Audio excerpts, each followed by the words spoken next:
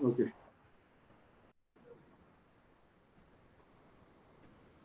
Om Namo Bhagavate Sri Ramanaya. Om Namo Bhagavate Sri Ramanaya. Om Namo Bhagavate Sri Ramanaya. Saluting to Ramana, who shines as the self in all beings, we begin today's satsang with a prayer by Srimati Sapna Ganesh. This will be followed by the chanting of the Muktaka trayam by Sri Nandakumarji.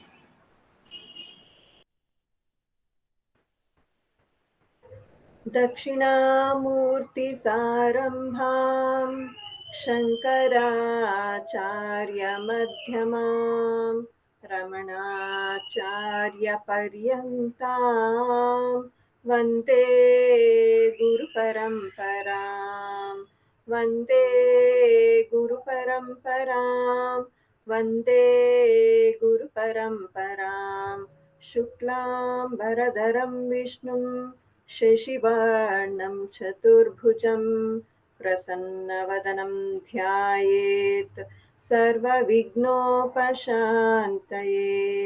आङ्गिकं भुवनं यस्य वाचिकं सर्ववाङ्मयम् आहार्यं चन्द्रतारादि तं नमः सात्विकं शिवम् ॐ नमो भगवते Shri Ramanaya.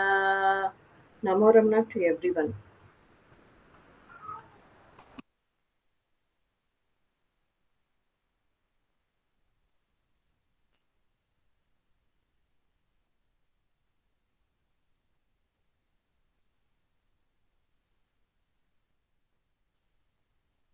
एकम् अक्षरम् हृदि निरन्तरम् भासते स्वयम् लिख्यते कथम्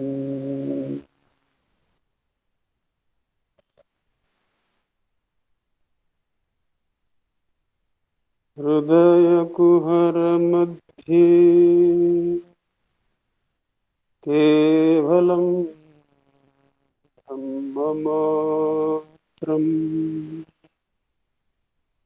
यहमहम् इति साक्षात् आत्मरूपेण भाति हृदि विषमनसा स्वं चिन्वता मज्जता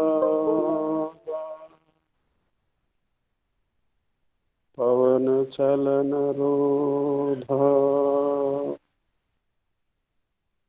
आत्मनिष्ठो त्वम्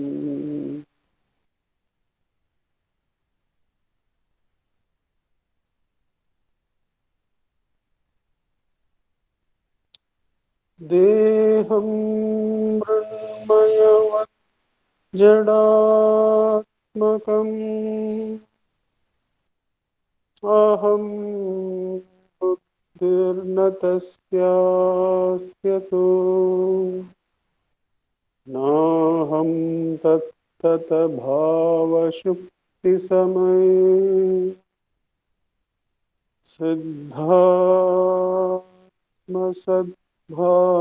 सिद्धात्मसद्भावतः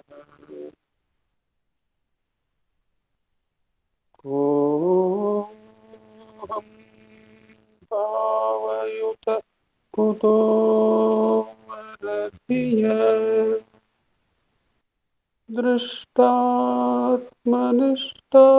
दृष्टात्मनिष्ठात्मना सोऽहं स्फूर्तितया अरुणाचलशिवः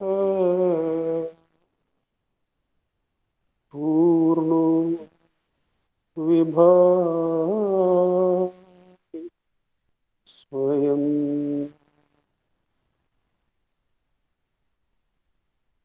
सोऽहं स्फूर्तितया अरुणाचलशिवः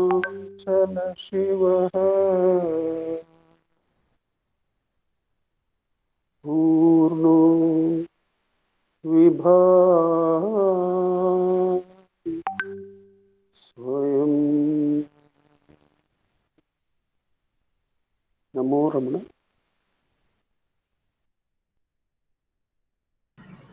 Namo Ramana. We continue the satsang with the chanting of a few verses from Upadesa Saram.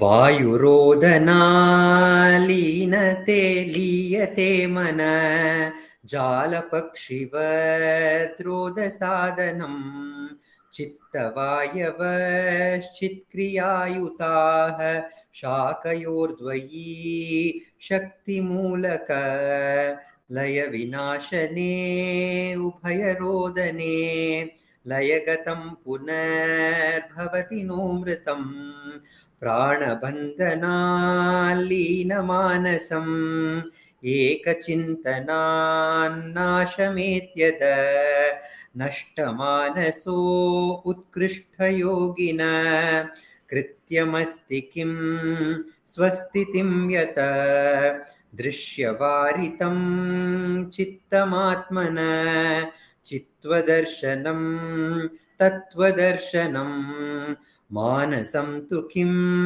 मार्गणे कृते नैव मानसं मार्ग आर्जवात् वृत्तयस्त्वहं वृत्तिमाश्रिताः वृत्तयो मनो विद्यहं मन अहमयं कुतो भवति चिन्वत ऐपतत्यहं निजविचारणम् अहमिनाशभाजहमहं तय स्फुरति हृत्स्वयं परमपूर्णस. Namo Ramana. We continue the satsang with a few offerings of Ramananjali music. We begin the offering by a song by Srimati V.Radha and Vallabh Srinivasan. This will be followed by one more Ramananjali offering by Savitri Krishnan and Jaisriram Krishnan, and also one more song by Revathi Sankar.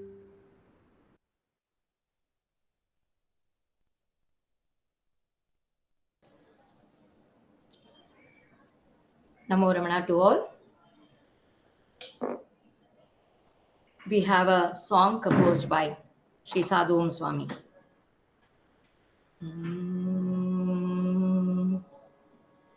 Taraka Nama Ramana Namo Namo Sharanam Sharanam Sadguru Nada Taraka Nama Ramana Namo Namo Sharanam Sharanam Sadguru Nada Sakalarum Paniyum Pada Namo Namo Bhagavane Ramana Namo Namo Taraka Nama Ramana Namo Namo Charanam Charanam Sadguru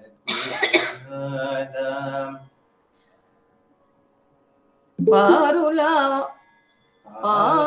Parulaum Jyoti Namo Namo Paramashanta Sukhavasa Namo Namo Parulaum Paranjyoti Namo Namo Paramashanta Sukhavasa Namo Namo Balamona Tavaraja Namo Namo Bhagavane Ramana Namo Namo Taraka Nama Ramana Namo Namo Sharanam Sharanam Sadguru Nada Aranam Paravum Pada Namo Namo Akhilamutum Marutboda Namo Namo ஆரணம் பரவும் பாதானமோ நமோ அகிலமூட்டும் அருட்போதானமோ நமோ அன்னை சக்தி சிவநாதா நமோ நமோ அருணேஷா ரமணா நமோ நமோ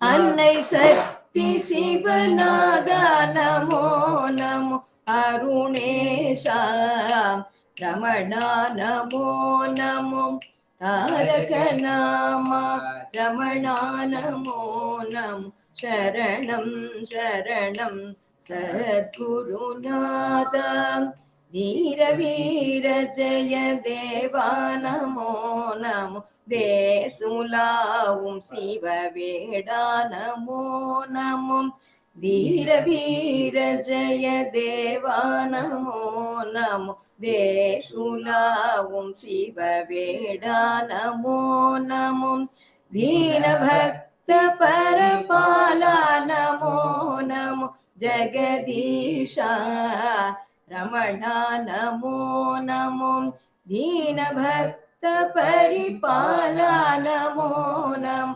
ஜகதீஷா ரமணா நமோ நமோ தாரக நாமா ரமணா நமோ நமோ சரணம் சரணம் சத்குருநாதா பகவானே ரமணா நமோ நமோ அருணேஷ ரமணா நமோ நமோ ஜகதீஷ ரமணா நமோ நமோ ஜகதீஷ ரமணா நமோ நமோ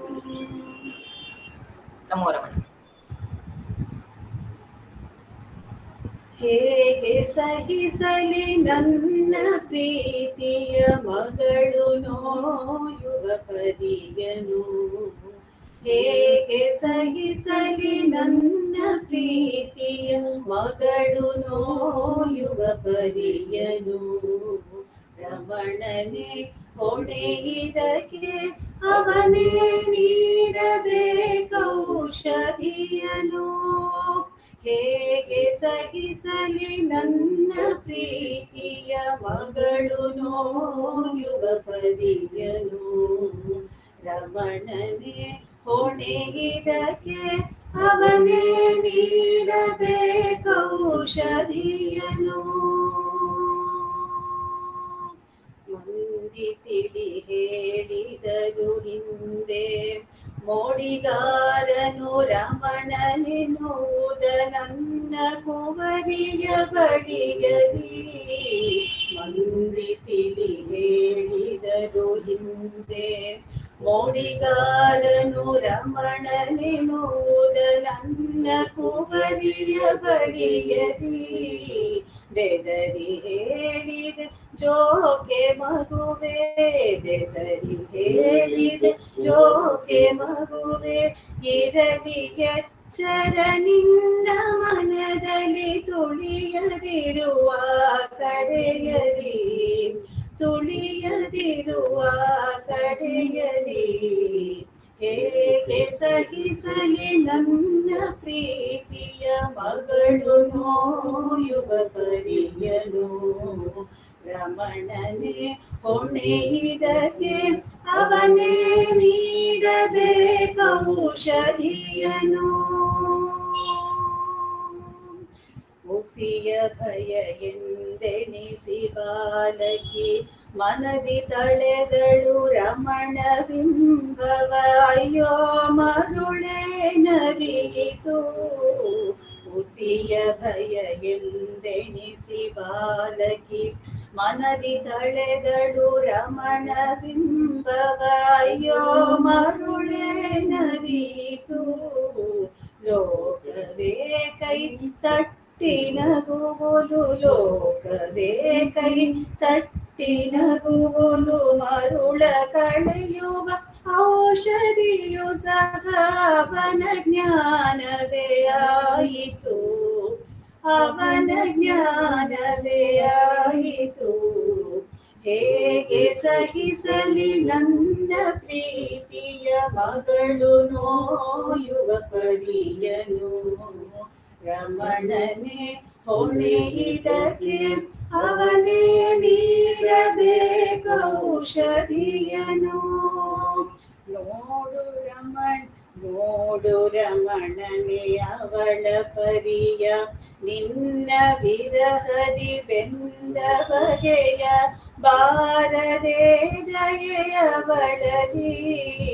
ನೋಡು ರಮಣನೆ ಅವಳ ಪರಿಯ, ನಿನ್ನ ವಿರಹದಿ ಬೆಂದ ಬಗೆಯ, ಬಾರದೆ ದಯೆಯವಳಲಿ.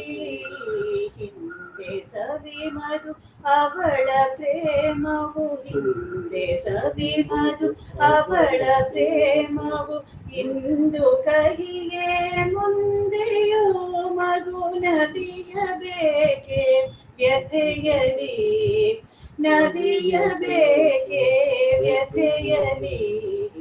ಹೇಗೆ ಸಹಿಸಲಿ ನನ್ನ ಪ್ರೀತಿಯ ಮಗಳು ನೋಯುವ ಪರಿಯನು.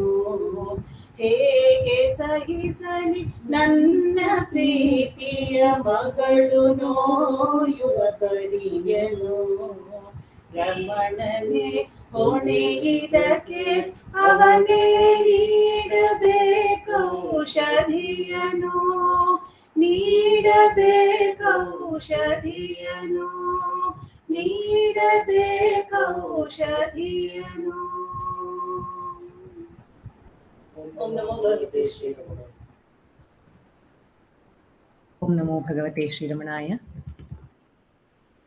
We are so blessed to have Bhagavan in our lives.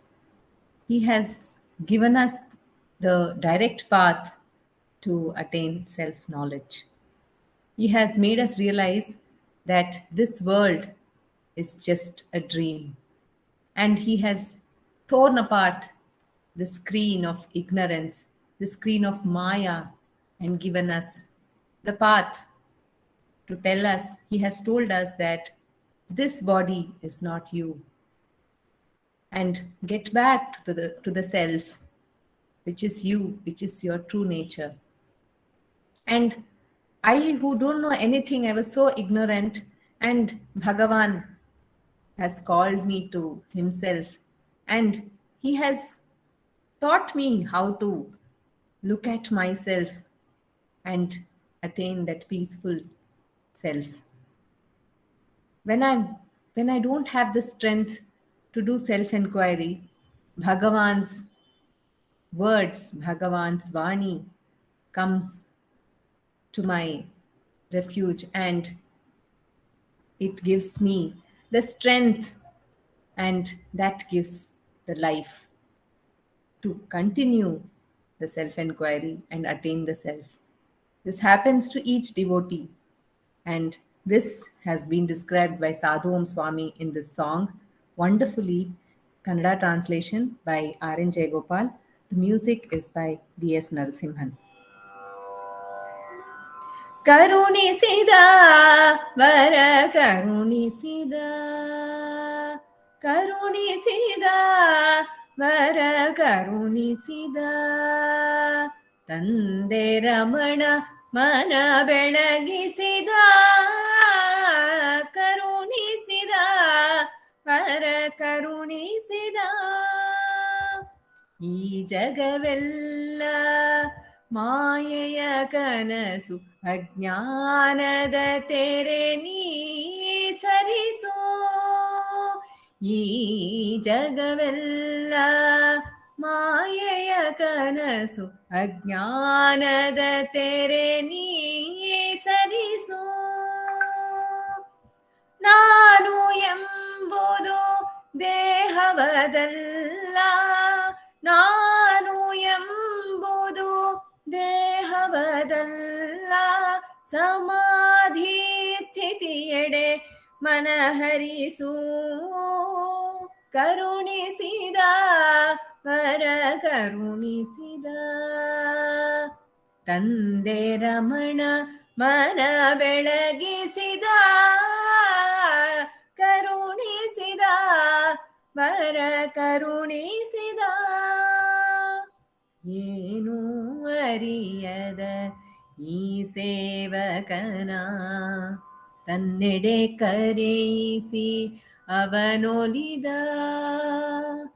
ಏನೂ ಅರಿಯದ ಈ ಸೇವಕನ ತನ್ನೆಡೆ ಕರೆಯಿಸಿ ಅವನೊಲಿದ ಮನದ ಕಂಗಳು ಕಾಣಲು ಅವನು ಶಾಂತಿಯ ಸುಧೆಯನ್ನು ಅವ ತೋರಿದ ಕರುಣಿಸಿದ ವರ ಕರುಣಿಸಿದ ತಂದೆ ರಮಣ ಮನ ಬೆಳಗಿಸಿದ ಕರುಣಿಸಿದ ವರ ಕರುಣಿಸಿದ ದೇಹದಿಮ್ಮಾತ್ಮವ ಪ್ರತ್ಯೇಕ ಮಾಡಲು ಶಕ್ತಿಯು ಸಾಲದೆ ದಣಿದಿರಲು ದೇಹದಿಮ್ಮಾತ್ಮವ ಪ್ರತ್ಯೇಕ ಮಾಡಲು ಶಕ್ತಿಯು ಸಾಲದೆ ದಣಿದಿರಲು ರಮಣರ ವಾಣಿಯು ನೀಡಿತು ಚೇತನ ರಮಣರ ವಾಣಿಯು ನೀಡಿತು ಚೇತನ ಹರಿಯಿತು ನೂತನ ಸಂಜೀವನ ಕರುಣಿಸಿದ ವರ ಕರುಣಿಸಿದ ತಂದೆ ರಮಣ ಮನ ಬೆಳಗಿಸಿದ ಕರುಣಿಸಿದ ವರ ಕರುಣಿಸಿದ ತಂದೆ ರಮಣ ಮನ ಬೆಳಗಿಸಿದ ಕರುಣಿಸಿದ ವರ ಕರುಣಿಸಿದ.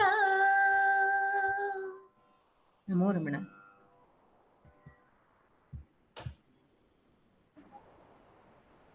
Namo Ramana. Srimati V.Radha sang a song written by Sadhu Om Swami, which told us the Nama of Ramana is Taraka. It makes us cross the ocean of sorrows. And the next song, a Kannada translation of Muruganar Swami's Lament of a Mother of a Maiden, was sung by Savitri Krishnan and Jaisriram Krishnan, where Muruganar Swami says that the medicine for the craziness that my maiden, my daughter has for you, Ramana, is more and more of that same craziness. And when we get crazy in that love of divine, the self, then we are blessed with numerous gifts. And the most precious among them is to attain our own true nature through self-enquiry. We move on to the next section, where we have the reading and sharing by Sri Nandakumarji.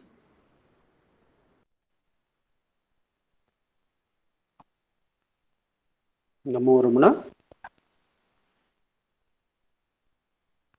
In this our book reading segment of the satsang, we continue our gleanings from the work Forever is in the Now, the timeless message of Sri Ramana Maharshi, edited and compiled by our founder president Sri A.R. Natarajanji. We have gone through the first segment on Bhagavan's teachings, and we are reading the personal accounts now, and that is under the title Remembering Ramana Maharshi.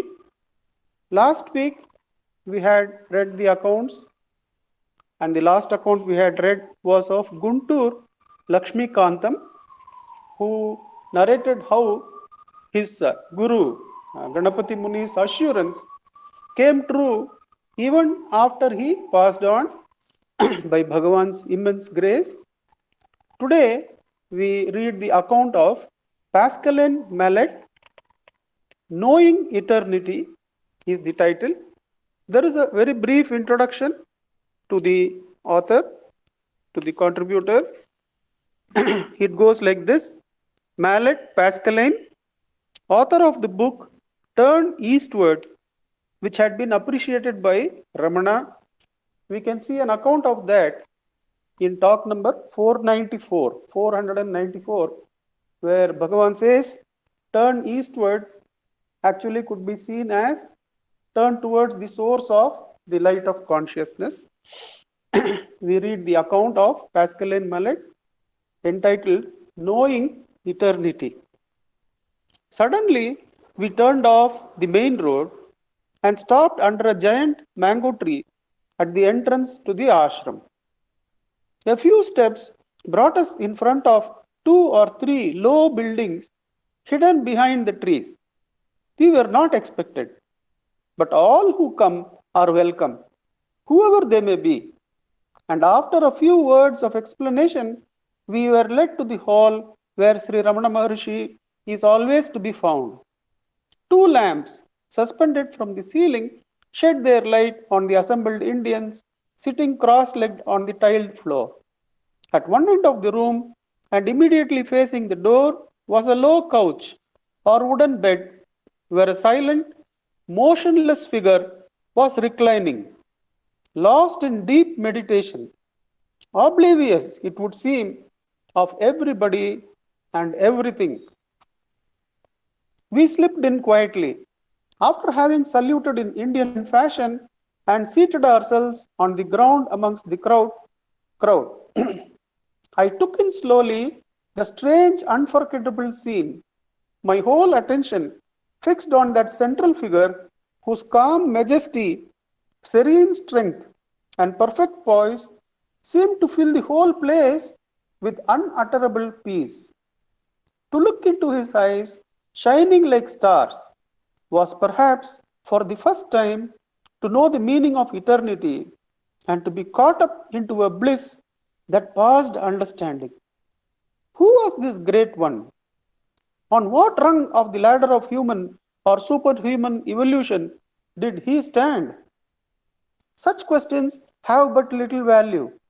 When the sun shines, does one need to know why and how it shines? Will the thirsty man hesitate to drink the cool water which is offered to him till he be told whence it comes? Stilling the turbulent mind, ever seeking intellectual explanation, I opened my heart to the spiritual life which radiated so intensely in this silence. A few Brahmins now entered, wearing freshly washed dhotis, the sacred thread of their caste visible on their bare chests, and on the foreheads of the 3 white horizontal stripes indicating the worshippers of Shiva. They prostrated themselves before the Maharishi and took their seats behind his couch. First one, then the others intoned the sacred mantrams, chanting in Sanskrit the verses of the ancient Vedas. At the end, all stood for the final praise, and I had the impression of being, as it were, surrounded by a sea of fiery power, welded all present into a great flame rising heavenwards. Then once more all prostrated themselves and resumed their places. Not once did the silent figure turn or move or show any sign of interest in the proceedings. It was as if he had been living in a sphere beyond the limitations of time and space. The trend of my thoughts was broken by the metallic sound of a gong, after which people began to leave the hall. Maharishi, having come out of Samadhi, spoke for the first time and exchanged a few words in Tamil with some of the Swamis. Arrangements for our stay were immediately made, and Mr. Paul Brunton, author of A Search in Secret India, who was living in the town, very kindly offered us his hospitality, which we gratefully accepted. We were asked to come into supper and were taught the rudiments of good behavior according to Indian customs. Before entering the dining hall, shoes have to be taken off and hands and feet washed under running water. The guests then sit down cross-legged on the floor all around a long empty room before a freshly cut banana leaf. Brahmins bearing rice dal, vegetables, plantains, curds, etc., deposit on these natural plates the required amount. The etiquette demands that the left hand shall touch nothing, the right alone being used to mix and carry the food to the mouth. All waited till Maharishi had begun before starting their own meal. We found ourselves besides a few Europeans, our host, Paul Brunton, a Pole, and a young Dutchman recently arrived. Our noble but clumsy efforts at eating properly created some amusement, and the Maharishi, whom we found possessed a strong sense of humor, smiled kindly at us. Supper passed practically in silence and was over in barely 10 minutes. As soon as it ended, the leaves were taken outside and disposed of in the garden, after which the washing of hands, mouth was duly performed. After our journey and our many experiences, we felt glad to follow our kind host back into town and retire early to rest. Preparations were in full swing for the great annual festival of Maharishi's birthday. It is an occasion for thousands of people from all over the country to get his darshan and receive his blessing, and all who come find food and shelter. A wide flat space in front of the ashram was being made into a vast hall by means of a simple wooden trellis work, the walls consisting of straw mats which made a very effective protection against the hot sun. As we entered, Maharishi was busy writing and reading letters and newspapers. He seemed to take a keen interest in everything that happened in the world. But somehow, I had the feeling that all the while he was living in a state where time and space do not exist, neither relative knowledge nor ignorance above the pairs of opposites in the region of the absolute at the very heart of the universe. This can hardly be described, much less proved, and only dimly sensed, but even so constituted a never to be forgotten experience. His utter impersonality and supreme detachment did not in the very least exclude all embracing compassion, sympathy, and understanding of the many problems and difficulties which were continually being submitted to him by all the weary, sorrow-stricken people who came to him in the hope of finding comfort and help. Rich and poor, men, women, and children, Brahmins or outcasts, he looked upon all alike. There are many beautiful and touching stories testifying to his love and compassion to our younger brothers, the ones belonging to the animal kingdom to which we also belong. In his presence, wild animals forget to fight or kill each other and do no harm to man. A cobra used to come into the hall without ever attacking anyone and even stayed peacefully beside its most bitter enemy, a peacock, another inmate of the ashram. Maharishi forbids ill treatment or killing of any living thing, and all unconsciously feel that here they are perfectly safe. The little black striped squirrels run in and out. Birds build their nests under the rafters, and monkeys peep in occasionally to steal some food. One day, the people were complaining to Maharishi about these last visitors, the monkeys, and declared that soon, if they were not frightened away, there would be so many that nobody would be able to remain in the ashram. Maharishi then remarked in his usual humor that in that case, monkeys would have him all to themselves. Maharishi's favorite cow, Lakshmi, is a most beautiful creature with delicate horns and almond-shaped eyes. The love she showed for her master was very touching. As we were sitting in the ashram, we heard noise outside. And to our amazements, up the steps came Lakshmi.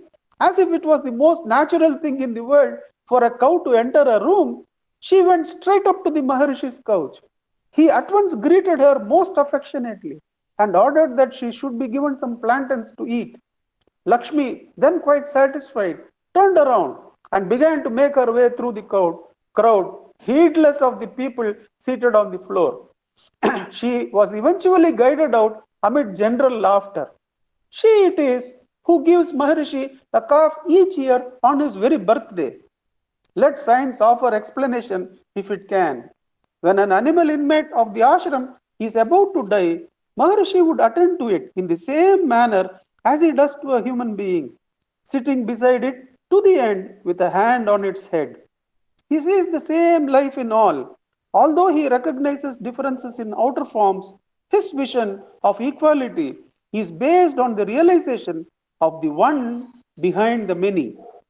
Twice a day, in the morning and evening before sunset, he goes out for a short walk himself up the sacred mountain of Arunachala, which rises immediately behind the ashram, bearing his only possessions, a stick, a black coconut pot.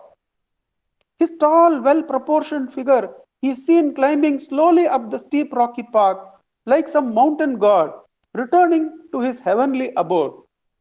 A striking characteristic of the ashram consists in all the offerings brought to the Maharishi by various devotees and visitors being immediately shared by all present. Thus, when plantains, oranges, fried pastry rich with pepper and spices, sugarcane or other delicacies are presented, a small part of it is at once handed back to the donor as prasad, and after Maharishi has taken a minute portion, the rest is equally distributed to all. When a personal gift is offered and he is unable to share, it is invariably refused, and he gives it back to the person with the injunction to use it with his benediction. The perfect wisdom we found is also maintained at the ashram. All are allowed to come and go at any time and do whatever they feel like doing. The only strict rule we noticed is that of non-smoking in the hall. There is never the slightest feeling of compulsion, and no attempt is made to impose on the visitors any special religious belief. Those who wish to read Maharishi's books are welcome to do so, but there is no obligation. Some people ask questions, and Maharishi always answers in the most illuminating fashion, sometimes by questioning the questioner. Others prefer to meditate and keep silent, often finding that their mental doubts and personal problems have been solved without the help of spoken words. We have some more to read, but we will read that in the next week. I will finish with a small note in the next paragraph. Know thyself is the fundamental note of Maharishi's teaching. The quest of the self is continually stressed and described as the one essential prerequisite to spiritual attainment. All religions are but various ways leading ultimately to this one point, when the inner personal experience and first-hand knowledge begin to replace blind faith in religious or ethical precepts. And what indeed are books, however sacred and beautiful, when under our very eyes we can look upon one who has realized in himself the highest spiritual state. Undoubtedly, merely to live in his presence is the greatest help that one could possibly receive. It is a fact that no one who comes to the ashram, whether for consolation, spiritual enlightenment, or even out of mere curiosity, goes away empty-handed. Each receives to his utmost capacity, be that capacity great or small, and many people get inner experience which have changed their whole lives. I'll read the last line. Each receives to his utmost capacity, be that capacity great or small, and many people get inner experiences which have changed their whole lives. Om Namo Bhagavate Shri Ramanaya. Namo Ramana. If one has to summarize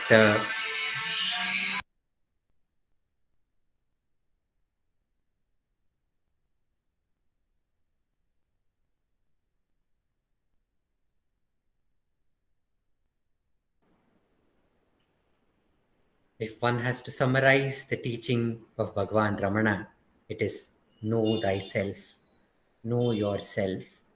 And Bhagavan Ramana has given us the path of understanding ourself, which is self-enquiry. We will have a self-enquiry session led by Sri Dileep Simha ji.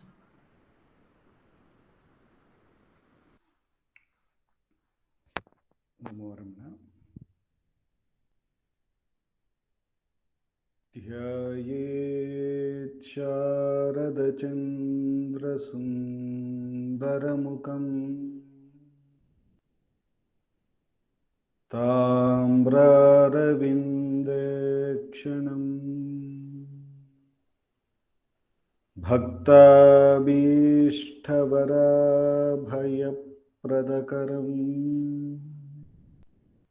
Kaupinamatrojvalam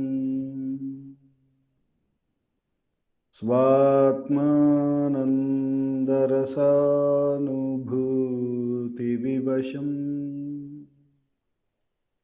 Sarvanavadyangakam Shrimantam Shri Ramaneshwaram Guruvaram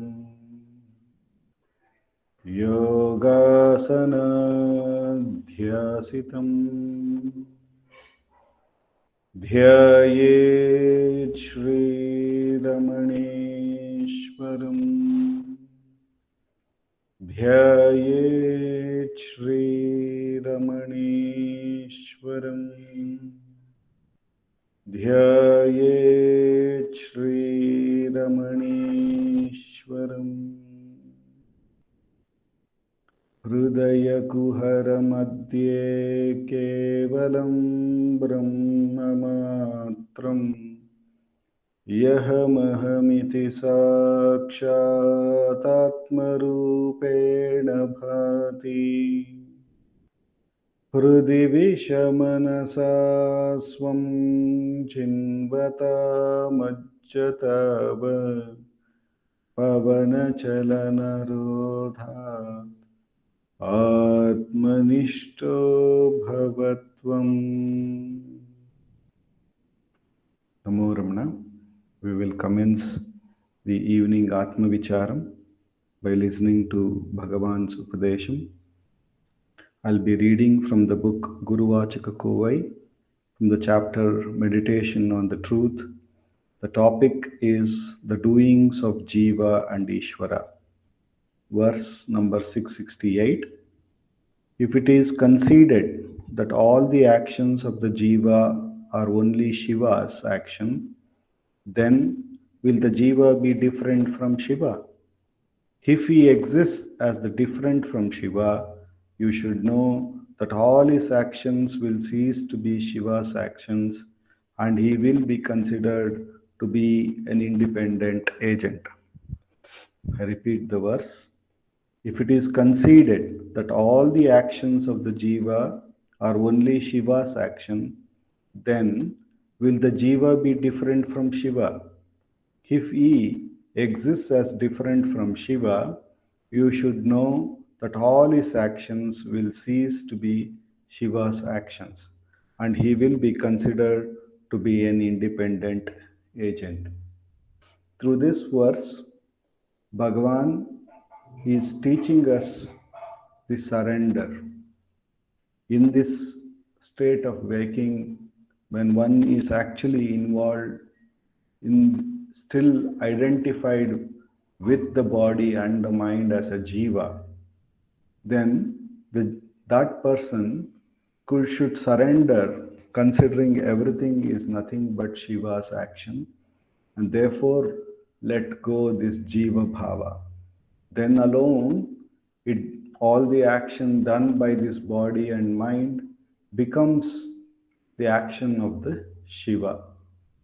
Better yet, he is becoming one with the self, where there is not even this idea of concept that there is Jiva or Shiva. There is that nothing but one self. For that, Bhagavan has given us the Atma Vichara, wherein with every rising thought, whether we hold on to a thought that I am a Jiva, an individual, or whether I hold on to a thought that everything is Shiva's, both he asks us to inquire to whom is this, because subtly there is still a thinker who is still holding on to either of the thoughts, whether one is Jiva or one is thinking that everything belongs to Shiva. When the thinker becomes available for inquiry, further Bhagavan asks us to inquire, who am I? Because the thinker, we say, is the I who is holding on to both these thoughts. And he further asks us to inquire, who am I?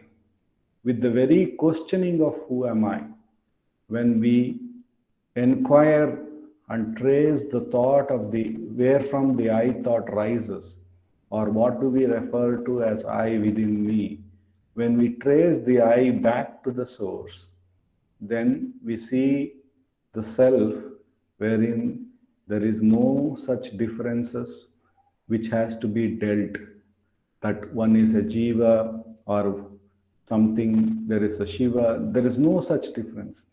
There is absolute existence and absolute awareness of it, absolute peace with no differentiation. That is what the quest, who am I, with the grace of Bhagavan brings us to. And Bhagavan says, with repeated practice, the mind will gain enough strength to remain at that absolute source. Then there is no more a thought, whether we can say a positive or a negative thought. We remain in that thought-free state of self, where everything happens automatically. Bhagavan calls it as automatic divine action. With the immense grace of Bhagavan, with which alone we have come to this most direct path, no matter what kind of thoughts come, whether it is good, bad, ugly, spiritual, we should understand that there is a thinker, the ego, that is still persisting behind it. Therefore, we should diligently inquire, to whom is this thought, recognize it is for me, the thinker, and thereupon inquire, who am I, and trace the I thought back to the source, or what do we refer to as I. And by repeated practice, the mind will gain enough strength to remain in the source. The immense grace of Bhagavan. For the next 10 minutes, let us do Atma Vichara.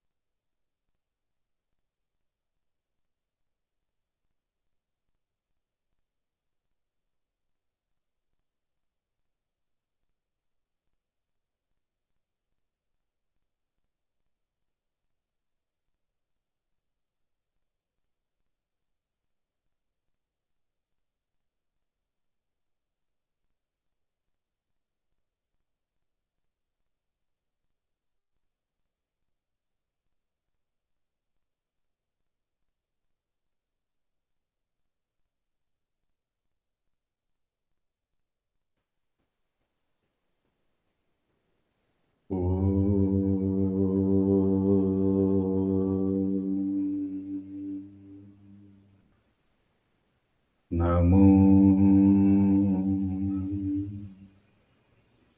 Bhagavate Shri Ramanaya. Amorna. Thank you. Namo Ramana. We continue the satsang with a sharing by Sri Venkatesh Deshpande ji on the work Dakshinamurti Stotra.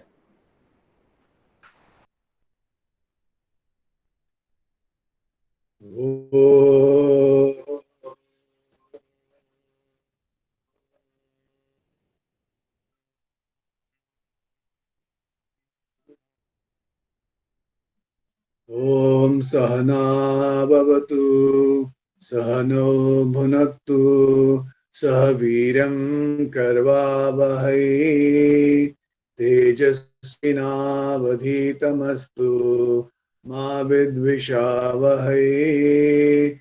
Om Shanti Shanti Shanti. Gurur Brahma, Gurur Vishnu, Gurur Devo Maheshwara, Gurur Sakshat Parabrahma, Tasmai Shri Gurave Namaha. Dakshinamurti Sarambha Shankaracharya Madhyama Ramanacharya Paryantam Vande Guru Parampara Vande Guru Parampara Vande Guru Parampara. Namo Ramana. We're doing manana on Dakshinamurti Stotram. Why are we doing manana on this? The first question that most of us have in our mind. God in the form of Guru with form, God in the form of Guru with form takes me to the formless. When I transcend form, I become fearless because I am deathless. Death is of the form only. Because I am deathless. Death is only for the form. So we are doing manana on the Phalastuti. So I request Sapna to kindly chant the Dhyana Sloka as well as the Phalastuti, please. Yes, sir. मौनव्याख्या प्रकटितः परब्रह्मतत्त्वं युवानं वसिष्ठान्ते वसदृषिगणैः आवृतं ब्रह्मनिष्ठैः आचार्येन्द्रं करकलितचिन्मुद्रमानन्दमूर्तिं स्वात्मा रामं मुदितवदनं दक्षिणामूर्तिमीडे सर्वात्मत्वमिति स्फुटीकृतमिदं यस्माद्मुष्मिंस्तवे तेनास्य श्रवणात् तदर्थमननात् ध्यानात् च सङ्कीर्तनात् सर्वात्मत्वमहाविभूतिसहितं स्यादीश्वरत्वं स्वतः सिद्ध्येतत् पुनरष्टधा परिणतं चैश्वर्यमव्याहतम् सिद्ध्येतत् पुनरष्टधा परिणतं चैश्वर्यमव्याहतम्. Thank you, sir. Ramana, thank you. I salute Sri Dakshinamurti, the young Guru who teaches the knowledge of Brahman through silence, who is surrounded by disciples who are themselves rishis and scholars in the Vedas. I worship Sri Dakshinamurti, who is a teacher of teachers, whose hand is held in the sign of knowledge, Chinmudra, and whose nature is fullness, and who reveals in himself, and who revels in himself, and who is ever silent. Let's see what the Phalasuti means the knowledge, all this Atman, Sarva Atmatvam, has been explained in this hymn. And so, by hearing it, by reflecting and meditating upon its meaning, and by reciting it, one will attain that divine state endued with the glory of the all selfhood, along with the permanent eightfold holy powers of Godhood. So we did little manana in the last satsang about this. I'll do a little bit of repetition and I'll continue today. Sarvatmatvam, Sarva Atmatvam is very important Vedic terminology. Atma is self. Sarva Atmatvam means the self of all. In this hymn, this state of being the self of all is thus made very clear, because it is made clear by this hymn through Shravana, Manana, Dhyana and Sankirtana, one can gain Sarvatmatvam. The whole teaching of Vedanta is present in this Sri Dakshinamurti hymn, because ultimate teaching of Vedanta is Tattvamasi. You are Tattvamasi, that is present in almost every verse. Shravana, Manana, Nididhyasana are spiritual practices that are extremely important to realize this Vedantic teaching. So we did Manana on Shravana. What does Shravana mean? It actually means to use these teachings that you hear for the sake of discovering the truth of yourself. It means to use these teachings to guide your own process of self-enquiry. Manana, in general, meditation is about putting your mind into a particular state or condition. It is intellectual inquiry for the very specific reason. What is Nididhyasana?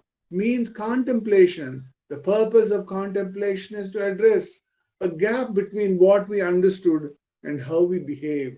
It is the process of seeing the truth over and over again to remove the wrong way of thinking. It is a process of assimilation. So Shravana, Manana, Nididhyasana are absolutely necessary practices in spiritual growth. Merely studying this hymn without these spiritual practices might not be useful. In fact, all the Vedanta might become useless without Shravana, Manana and Nididhyasana. The other thing that Bhagavan talks about is Sankirtana. It is important to recite the hymn. Sankirtana also means teaching. Some people might learn it thoroughly and would teach others. However, teaching is optional, but reciting for your own spiritual growth is important. By doing this, Shravana, Manana, Nididhyasana and Sankirtana, what would you get? Sarvatmatvam means Brahman, being the truth of all. It is revealed clearly in this hymn that if you practice Shravana, Manana and Nididhyasana, you gain Sarvatmatvam. Because Sarvatmatvam revealed in this hymn, together with your efforts of Shravana, Manana and Nididhyasana, would come. What would come is you discover your own state of being Ishvara.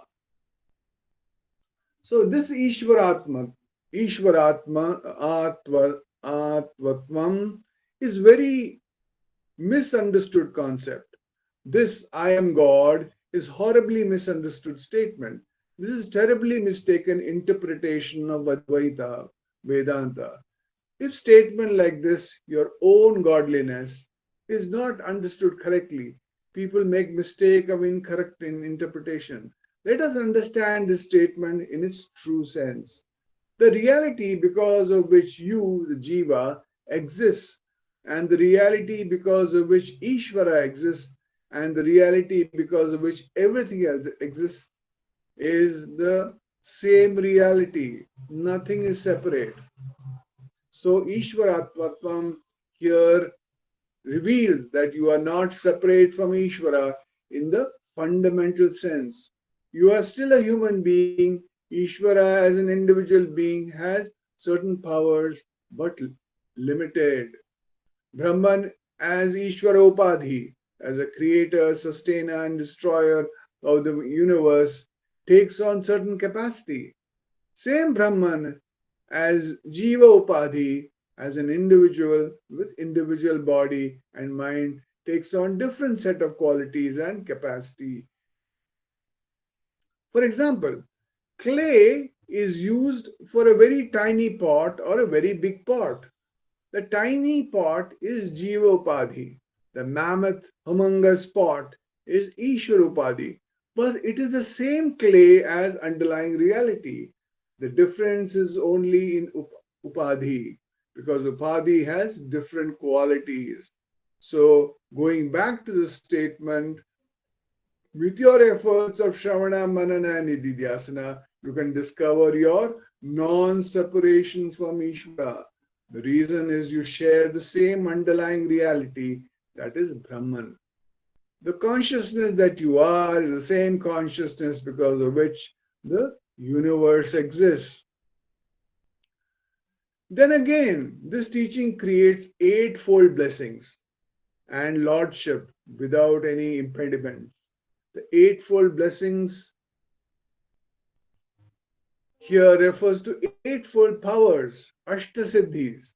There are many yogic texts, those talk about Ashtasiddhi, 8 spiritual powers as follows. Anima, an ability to shrink infinitely small. Mahima, ability to expand infinitely large. Garima, capacity to become extraordinary heavy. Lagima, power to become incredibly light. Prapti, ability of translocation, instantly appear wherever you want.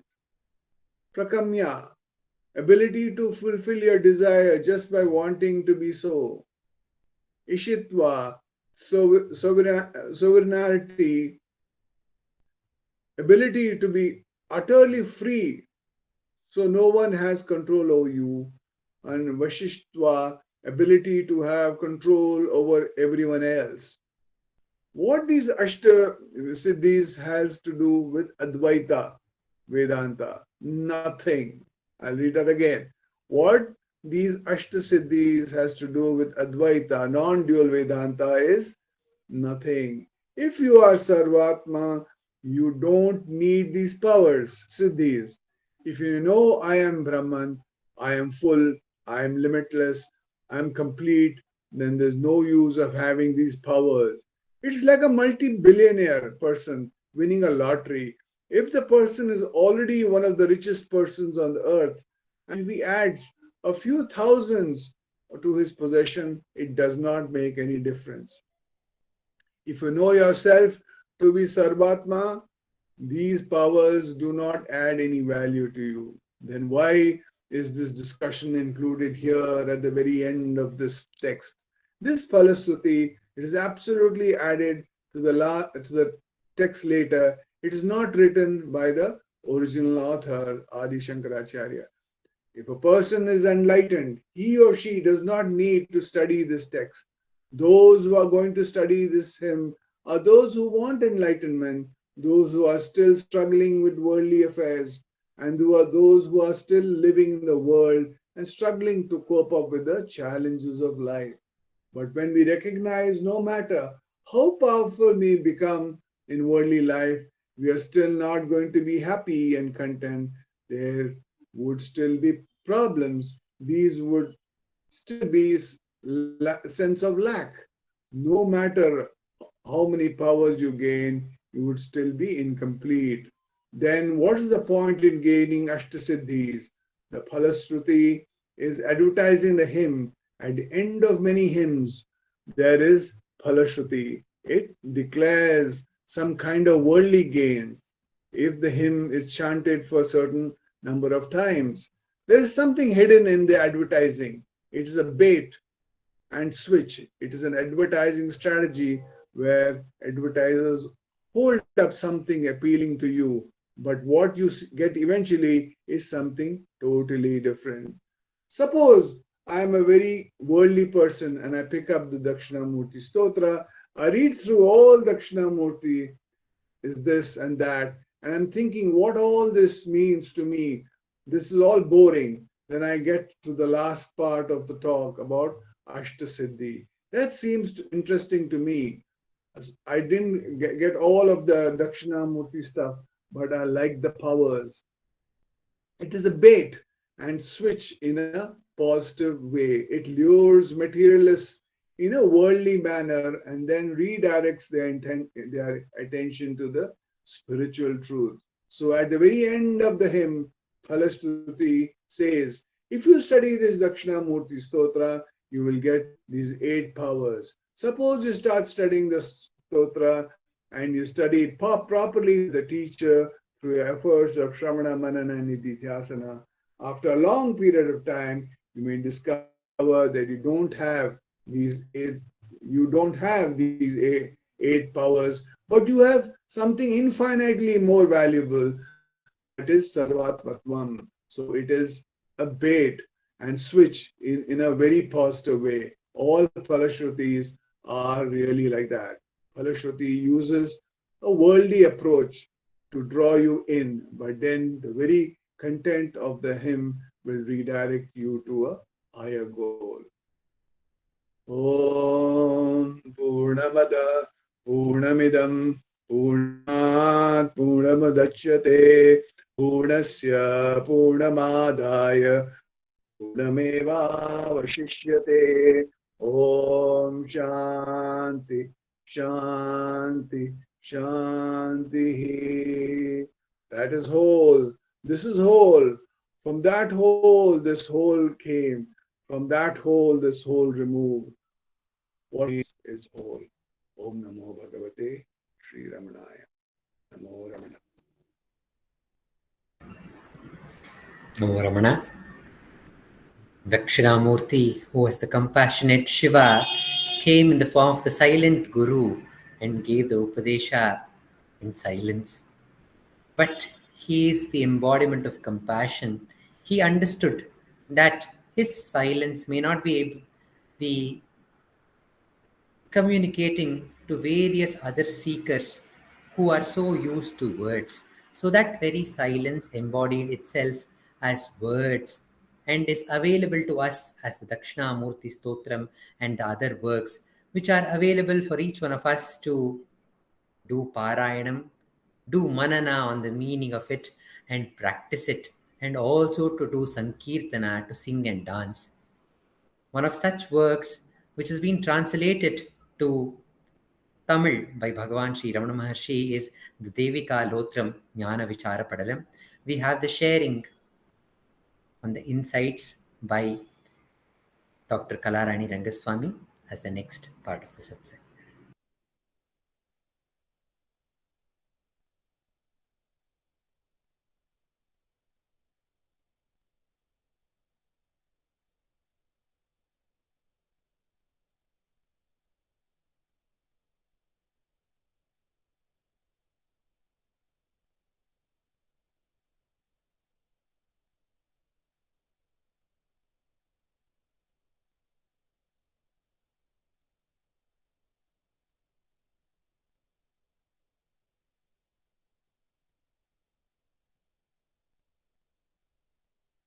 You have to unmute, Ma.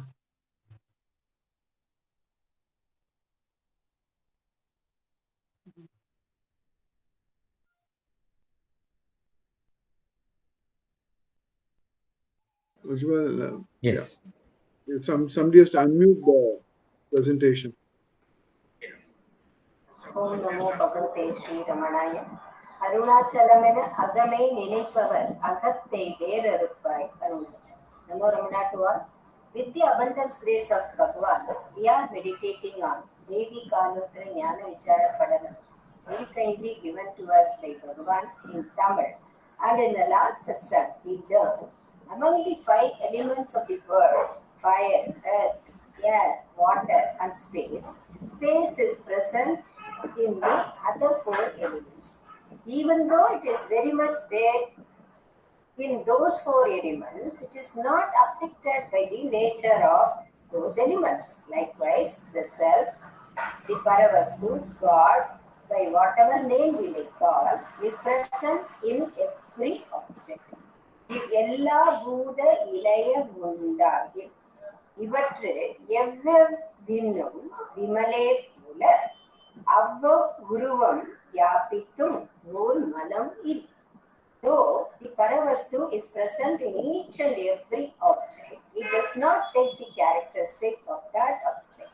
It does not get affected by those objects' nature. So Bhagavan says, do dhyana of that object, which does not change.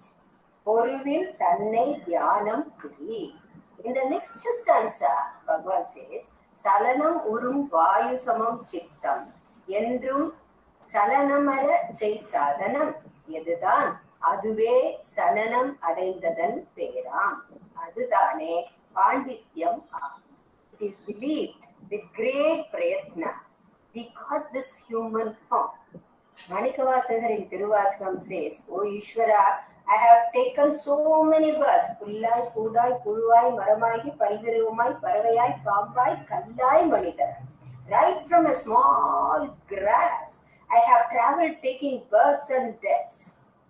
Like a small insect, bird, animal, human, muni, deva. இத்தாவர சங்கமத்துள் எல்லா பிறப்பும் பிறந்தெழுத்தேன். Enough now. This human form. Bhagavan says, one must understand the main aim of giving us this human form. Because in Tiruvashakam it is said, Mada udal salitta. Valvineyen kal salitte. Vedavum kai salittu vittane. Mother gets vexed by giving birth to you again and again. Valvineyen kai salitte. Valvineyen means Yama. Yama's hand is also paining by dragging you again and again when you die. Above all, Veda, Brahma, kai salittu vittane. Brahma, who is the responsible for writing your fate, got fed up writing your fate again and again, repeatedly. So he left writing for you. So many births you are taking without understanding for what you are born.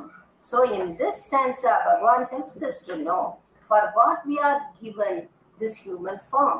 When scriptures speak about Siddha, the mind oscillates more than Vayu or a monkey.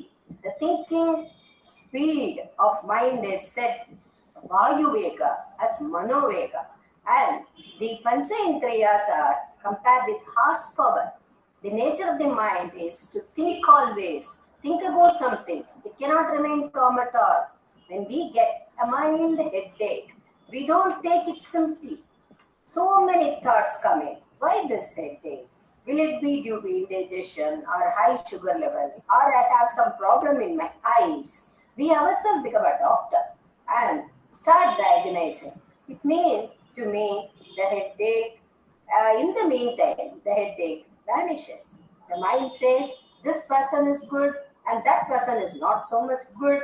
He talks too much because we expect others to listen to us and not ready to listen to others what they are saying. Once there was a villager and he was in need of 1,000 rupees for starting a very small business, and he came to know only God can give him that money. So he decided to write a letter to God and wrote a requesting letter and requested him to give him rupees 1,000. Then he got a doubt, which is the address? For which address I should post this?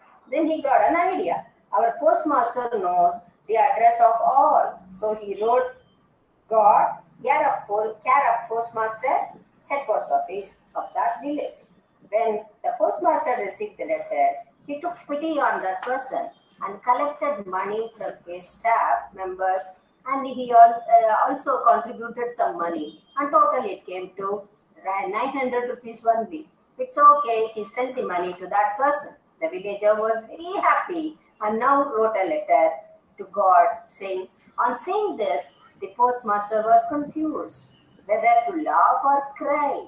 The villager wrote, thank you God, thank you so much for responding to my request, but hereafter don't send the money through this postmaster because he has taken 100 rupees from the 1,000 that you have sent.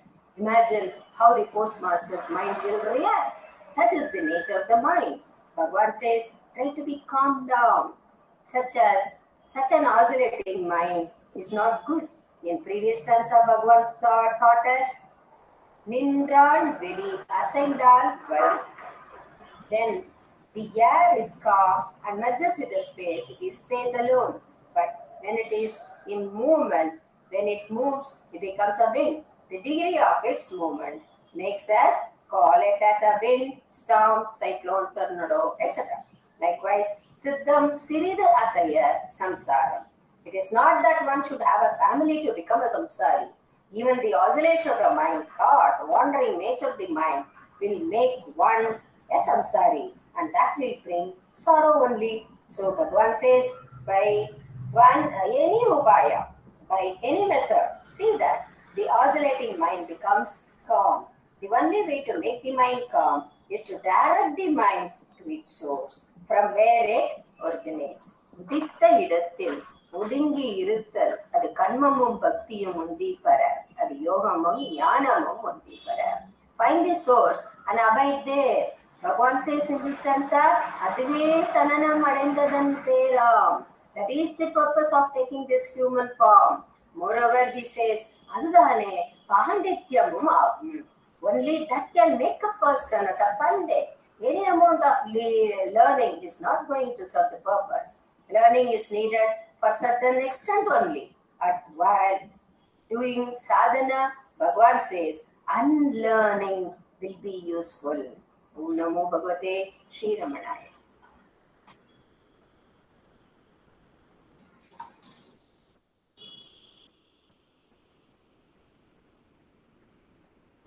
We're into it. We are into mobile development, microservices architecture,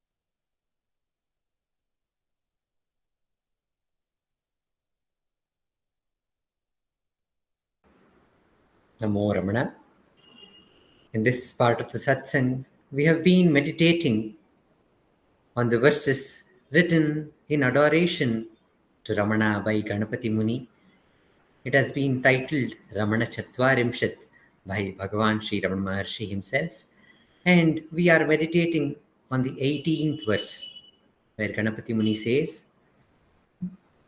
Dharme nashamupagate tribhuvane paryakule papataha prajnane parito giram patimuda sancharyamane janaihi sadbhave parameshwarasya cha pitu sandehadolangate द्वीपकैतवमर्त्यकेकितुरग त्वामन्तराकाशतां रमणाय लोकगुरवे नमः रमणाय लोकगुरवे नमः धर्मनाशवागुतिदे त्रिलोकवुमरुळागिदे पापदी ನಿಜ ಜ್ಞಾನ ಅರಿಯದ ಜನರು ಎಲ್ಲೆಡೆ ತೊಡಗಿಹರು ವಾಗ್ವಾದದಿ ಸದಾ ಪೊರೆವ ತಂದೆ ಪರಮೇಶನೇ ಇರುವೆ ಸಂದೇಹಿಸಲ್ಪಡುತ್ತಿದೆ ರಕ್ಷೆ ನೀನೆ ನರವೇಶಿನ ವಿಲುವಾಹನನೆ ನೀನಲ್ಲದೆ ಹಿತರಾರೆ ಮಗೆ ರಮಣನಿಗೆ ಲೋಕ ಗುರುವಿಗೆ ನಮನ ರಮಣನಿಗೆ ಲೋಕ ಗುರುವಿಗೆ ನಮನ. Ganapati Muni says, O Ramana, you are the Dvipa in this ocean of samsara. You are the only island where we can take rest, where we are not subjected to the waves and the movement of the samsara. It is only your feet that we can hold to. So I request you to please come down as the Vishwa Guru, as the Loka Guru in the human form. I know you are that Subramanya who rides on the peacock. Come in the human form and show your compassion as the Loka Guru. This is the right time for you to come, because I see that the people are not understanding what is Dharma, and they are in Dharma Sankata, and they are in confusion. They don't know what to do. It is the right time for you to come and show them the path. And it is also the right time because they think that mere words are the sign of jnana. They are not able to understand the true greatness of jnana, which can only be explained in mauna. And they are even questioning the existence of that Supreme Father who is taking care of the whole universe. So this is the right time for you to appear as the world teacher. Talking about Dharma Sankata, recently we saw a performance by the special artists of Rasa, Ramana Satsang at Chennai, where a scene of Dharma Sankata was shown and how the grace manifests and the confusion is converted into clarity only through the grace. And in that, we had the story of a great king, a great sadhu whose name was Satyavrata. He had this vrata that he will only speak truth and nothing else other than the truth. And he was meditating near his cottage in the forest, and there was a king who was hunting, and he was following a deer, and this deer flew, it ran in front of that sadhu Satyavrata, and it hid in a small bush nearby. And Satyavrata, who was meditating, could see the movement of the deer and the deer going and hiding behind that bush. But when the king appeared, the king demanded, "O sadhu, I know your name is Satyavrata and you have this vow that you will only speak the truth.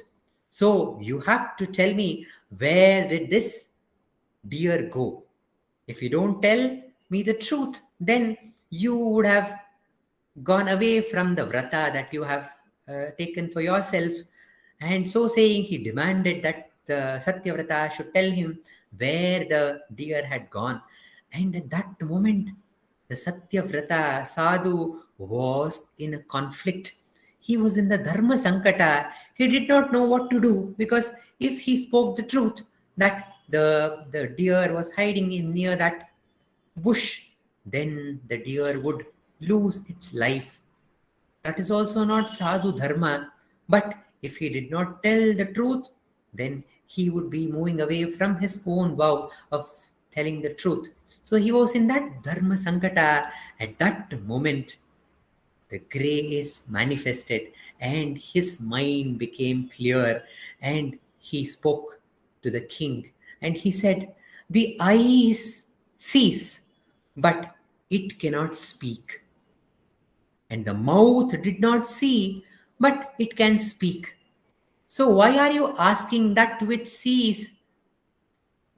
You are not telling that which sees to tell the truth, and you are telling something which does not see to tell the truth.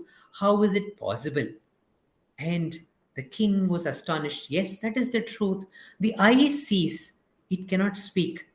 And the mouth speaks, but it cannot see. So it is a wrong question I have been asking this sadhu. So he saluted to that sadhu and moved away. In this way, the Satyavrata had told the greatest of truth, and also he had protected that little creature, the deer.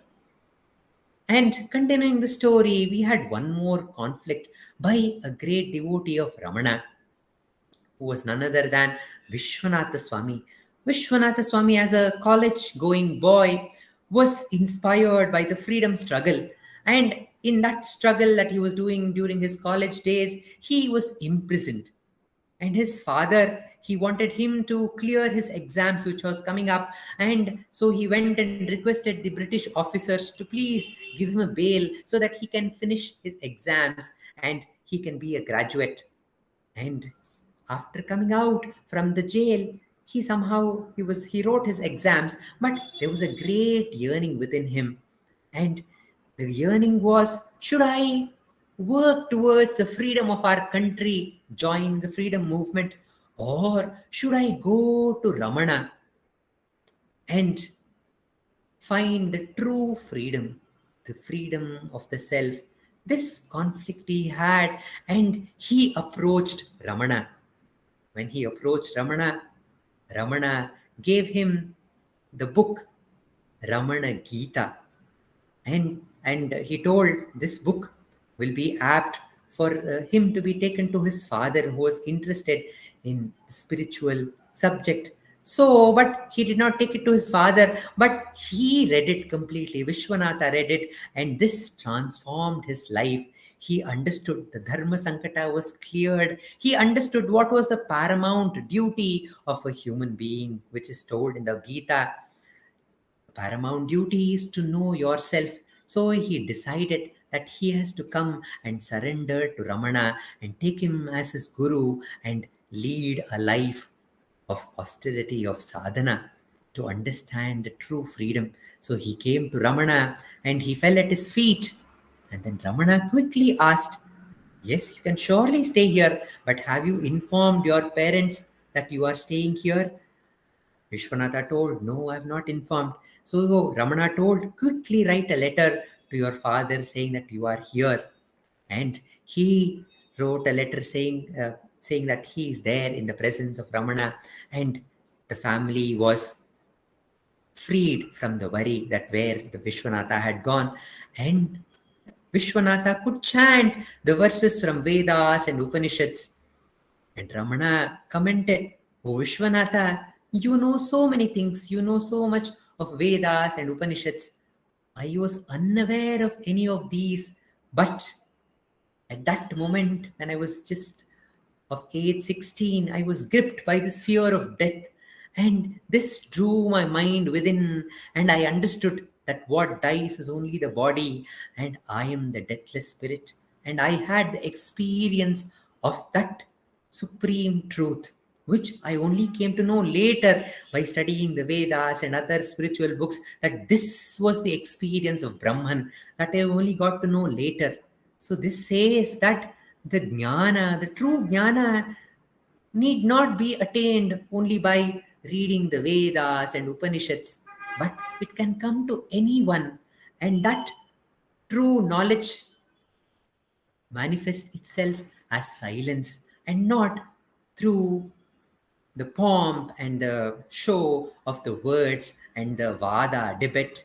This was told to Vishwanatha subtly, and Ramana asked, what is the sadhana that you are doing, Vishwanatha? And Vishwanatha Swami told, I chant the Gayatri mantra. And Ramana told, yes, that is the greatest of all the mantras.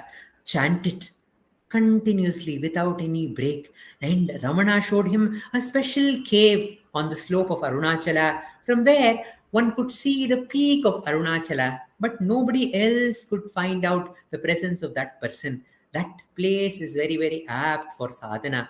So you go there and chant the Gayatri mantra continuously. I will come and see what you are doing, said Ramana. And similarly, Ramana used to go and see whether the sadhana was happening properly. When Vishwanatha Swami asked, Ramana, Bhagavan, you had told that you will come and see me doing the sadhana. And Ramana told, yes, I had come. And I saw that you are immersed in sadhana, so I did not disturb. And later, when his father wrote to Ramana saying that I am going to come and see what Vishwanatha is doing, and I'm going to take Vishwanatha back home. And he had sent a letter, and Ramana assured Vishwanatha, you don't speak anything. You just be there, and I will talk to your father and convince him.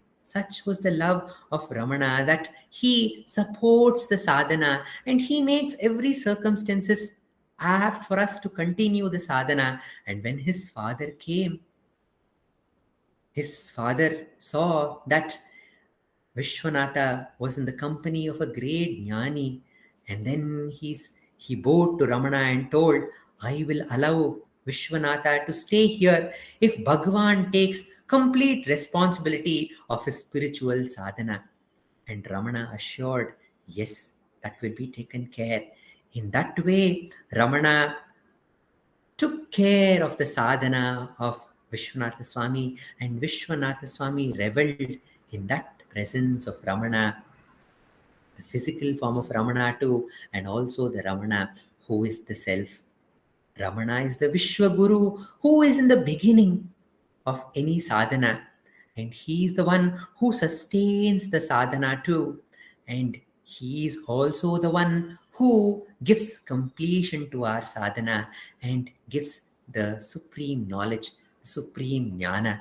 That's why while we are praising the Guru is told, Guru Brahma, Guru Vishnu, Guru Devo Maheshwaraha, Guru Sakshat Parabrahma, Tasmai Shri Guruve Namaha. Ramana, who is the Guru, he sows the seed of jnana. And he is the one who takes care of that seed and he nurtures that seed through sadhana and he takes care of the disciple and he is the one who bestows us with the jnana. Oh Guru Ramana, it is time for you to come and do this to every seeker of truth, was the prayer of Ganapati Muni, and Ramana came in the human form and blessed the whole world as the Vishwa Guru. Om Namo Bhagavate Sri Ramanaya. We continue the satsang with the meditation on the namas, the Ramana Ashtottara written by Vishwanatha Swami on Bhagavan Ramana. This will be done by Dr. Sarada.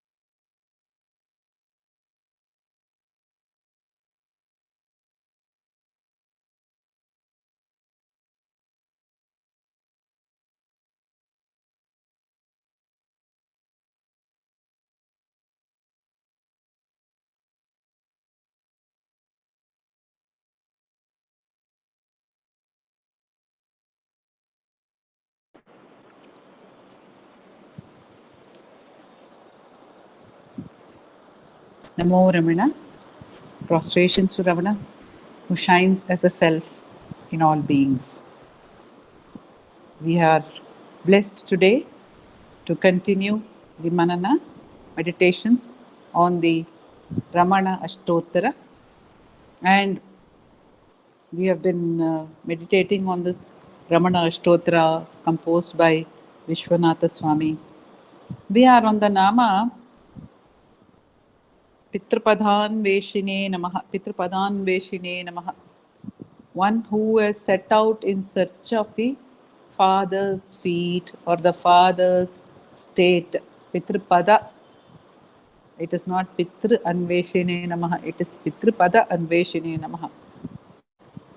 Now the feet of the Guru, the feet of the Lord are given great significance by all the great ones, the scriptures, and we know that Shiva Prakasham Pillai has composed Padamalai on Bhagavan in gratitude for giving him the path of self-enquiry.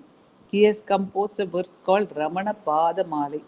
Muruganar Swami has also composed Ramana Padamalai. So the feet, if we see the pictures of cow Lakshmi, many of the pictures, she will be prostrating to the feet of Bhagavan by bending her head low to that. It's very beautiful sequences there, even in the archival film of Bhagwan, where Lakshmi is coming towards him. And even as Bhagwan sees her coming towards him, he lifts his hand to stroke her head like this. And even as he is lifting her hand, she has already started bending towards his feet. So he also has to bend down and go towards her. So that's so spontaneously the feet of the master, the feet of the guru, the feet of the Lord, and these are described always as lotus feet. They are so soft, they are so beautiful, so gentle, and these are the feet of Arunachala, which were drawing Bhagavan towards themselves. Or we can say the pada is also the state. So the state of Arunachala, which Bhagavan says in Arunachala Ashtakam, he says, I did not know who you were, though I knew of your greatness, your glory, ever since, even before I knew anything else. So I knew. That is what is said is, he says, Arivaru Siruvayadadu Mudal Arunachalam Mihapperidu. Arunachala is something extraordinary, great, glorious, that is known to me even before I knew anything else. Although I did it, I did not know, although this glory was shining in my heart, I did not know what was the true import of Arunachala. And then adu Thiruvannamalai ena oruvaral arivurappetrum. Even though I heard it is Thiruvannamalai, it is a place on earth, still did not know what it truly means. Then what did I do? Arivinai maruluruttu aruhiril irka. Arunachala actually captured my mind, my arivu, the power which knows something. It captured that and it mesmerized my arivu. It mesmerized my knowing mind, the mind which keeps saying, I know this, I know that, I know this, I know that. It mesmerized that mind and it drew my mind, drew me near itself. Maruluruttu aruginilirka arugurum amayam idu achalama kandem. I saw then that this is achala, this is pure stillness. I realized at that point of time, says Bhagavan. So that is the padam to which Bhagavan Arunachala drew me, says Bhagavan. And in another verse, in the Arunachala Navamanimalai, Bhagavan says, Tan padam yenakka tandanam. He gave me his state, he gave me his own state, Tan padam. Why did he give that? Shadikka chinmayam, Shadikka tanmayam. For the state of self-awareness, Shivakka Chinmayam, Shadikka Tanmayam. For the consciousness to just glow everywhere, radiate everywhere, and for the awareness of the existence to be powerful, he gave me his own state. Tan padam yanakku tandanan. So that is the state to which Arunachala drew me, says Bhagavan. So now Arunachala is drawing this young boy, 16-year-old boy, is being drawn to Arunachala, is being pulled there as if taken in a great flood, in a great current, by a great force, as if there is a small straw which is just being pulled towards some destination by the force of the great flood, says Bhagavan.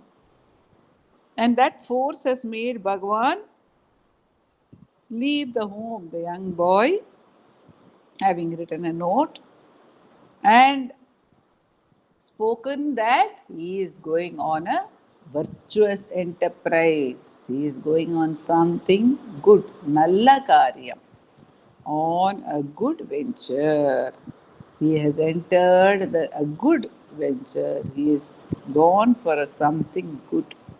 Of course, Bhagavan does not say, but it is for the good of the entire universe for all times to come. What further can be asked for? நல்ல காரியத்தில் பிரவேசித்திருக்கிறது. It has left. This has entered or started off on a good enterprise. Good enterprise. So this has been, he has written this note and he has come and he has managed to catch the train. He is on the train to Tindivanam, to which he took the ticket, because he did not realize that Tiruvannamalai was directly connected by rail. He had looked at an old atlas. He did not know that Tiruvannamalai can be directly reached. Very often our sadhana is also like that. Though Bhagavan tells us, those the scriptures tell us, as Bhagavan says in Ulladu Narpadu, he says, அது நீ என் ரம்மறைகள் ஆர்த்திடவும் தன்னை தேர்ந்திராது. Although the scriptures are declaring that you yourself are that, Tattvamasi, you yourself are that. How much further do we have to go to search for the self when we ourselves are there? That. It's our own very nature. The highest truth is our own. But it's not easy for us to accept that or to understand that the self is directly available to us.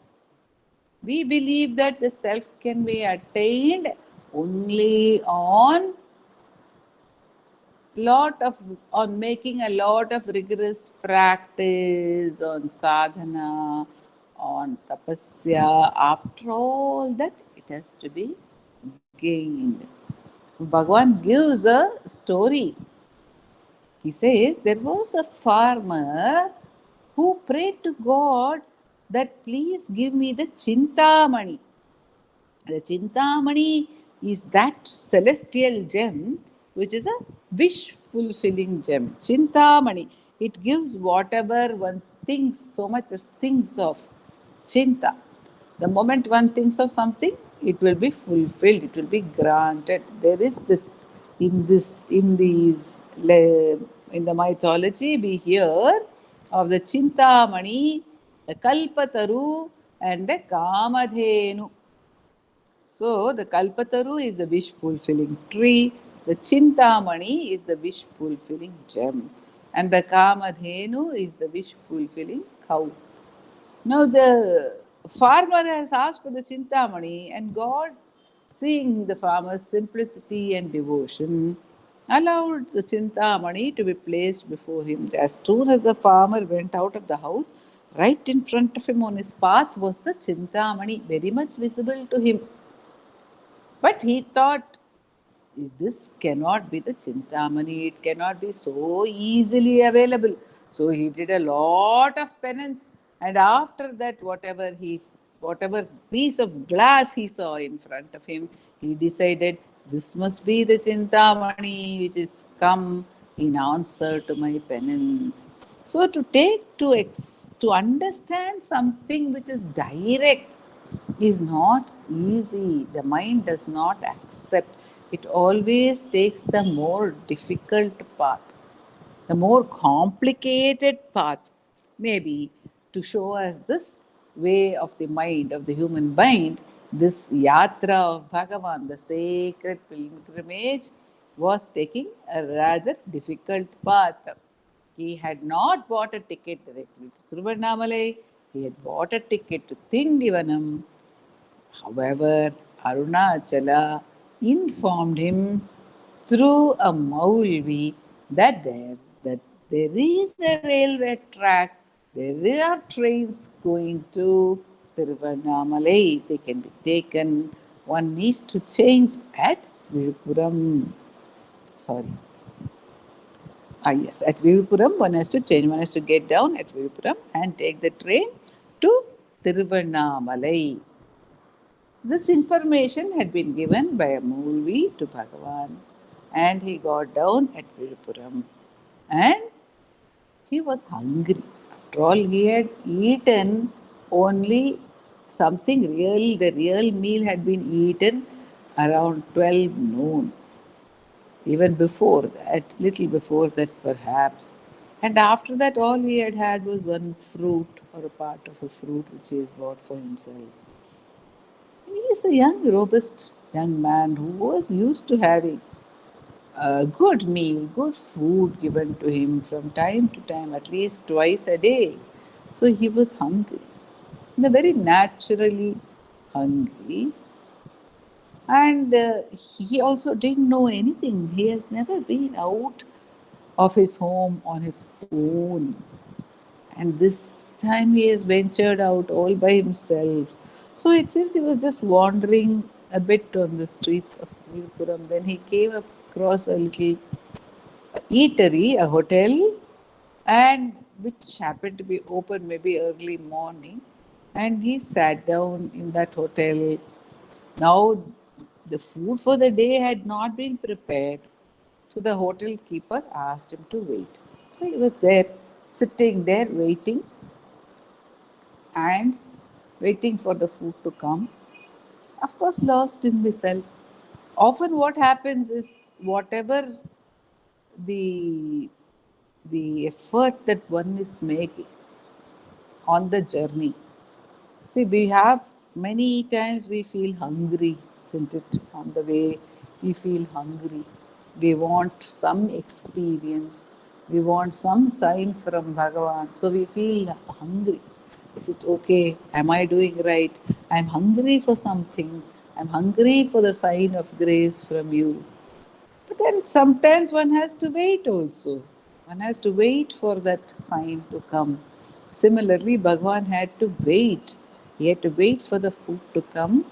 But what a blessed place that must have been, that received this young boy who was actually going towards Arunachala to bless the entire universe with his own state of steady self-abidance.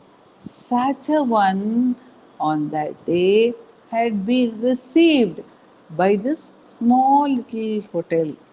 So we first think of the blessedness of the hotel itself, and then of course the hotel keeper is also blessed, because what did he do after the young boy took his meal? Bhagavan kept whatever little change he was still having in his pocket, he placed it on the table. This is what it is. But the hotel keeper said, you can keep it with you. You don't need to give me anything for today's meal. That was a compulsion. That must have been the radiance coming from Bhagavan was so great that he felt it is a blessing to feed this young boy.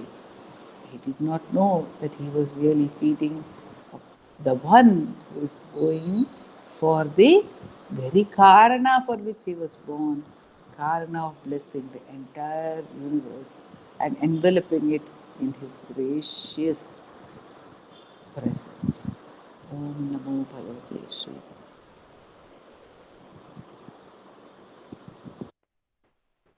We come to the last part of the satsang. We have the chanting of a few verses from Arunachala Aksharamanamalai by Srimati V.Radha and Vallabh.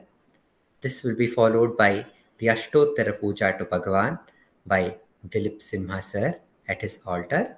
The chanting of the Ashtottara will be done by Vaibhavji and Prarthana, followed by Ujwal Jagadeesh, and the Aarti song to Bhagavan. You have the Arunachala Aksharamanamalai.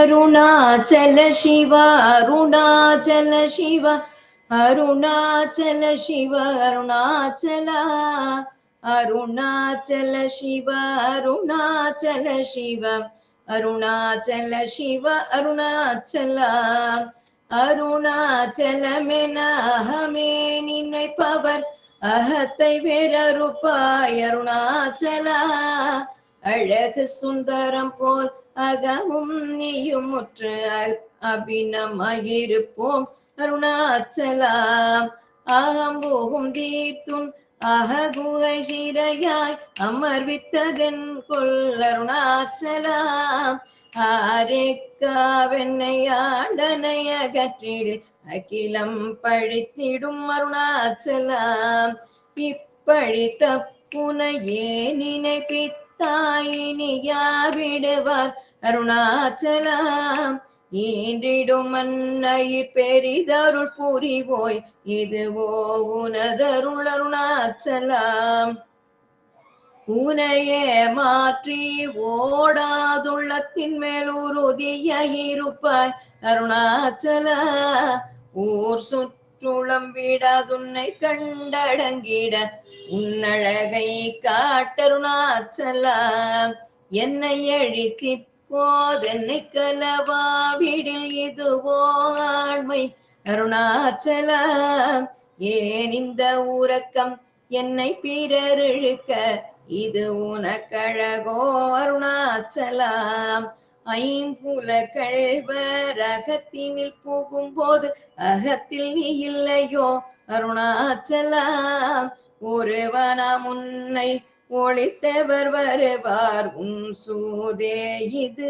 Arunachalam Arunachal சிவ அருணாச்சல சிவ அருணாச்சல சிவ அருணாச்சலா அருணாச்சல சிவ அருணாச்சல சிவ அருணாச்சல சிவ அருணாச்சலா அருணாச்சல சிவ அருணாச்சல சிவ அருணாச்சல சிவ அருணாச்சலா அருணாச்சல சிவ அருணாச்சல சிவ அருணாச்சல சிவ அருணாச்சலா அருணாச்சல சிவ அருணாச்சல சிவ அருணாச்சல சிவ அருணாச்சலா அருணாச்சல சிவ அருணாச்சலா அருணாச்சல சிவ அருணாச்சலா அருணாச்சலம் வாழி அன்பர்களும் வாழி அக்ஷரமணமாலை வாழி. நமோ ரமண.